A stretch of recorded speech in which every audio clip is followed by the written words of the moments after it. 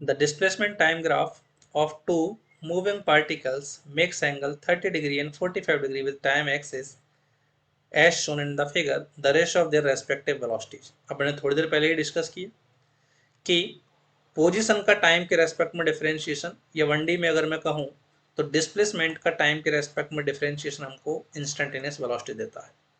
और डिफरेंशिएशन का मतलब ग्राफ में क्या होता है, स्लोप।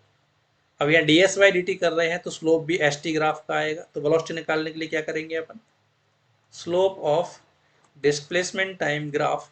अब बात आती है स्लोप किस एक्सिस से ले, तो जिसके रेस्पेक्ट में डिफरेंशिएशन होता है उसी एक्सिस के साथ अपन क्या करते हैं, स्लोप लेते हैं। तो यहाँ टाइम के रेस्पेक्ट में डिफरेंशिएशन कर रहे हैं तो स्लोप भी कहाँ से लिया जाएगा, विद टाइम एक्सिस। ठीक है। अब इसने क्या कहा है कि एक का एंगल 30 डिग्री है तो 30 वाले को तो फर्स्ट वाला पार्टिकल मान लेते हैं, और 45 डिग्री है तो इसको अपन को सेकंड वाला पार्टिकल मानना पड़ेगा रेस्पेक्टिवली, है ना, साथ साथ में। क्योंकि अगर हमारा आंसर मान लो 1/√3 हो गया तो 1/√3 भी है और √3/1 भी है, तो किसको फर्स्ट और किसको सेकंड माने वो मैटर करता है। तो इसने 30 डिग्री पहले दे रखा तो इसको फर्स्ट पार्टिकल मान लेते हैं, और 45 डिग्री बाद में दे रखा है तो इसको सेकंड पार्टिकल।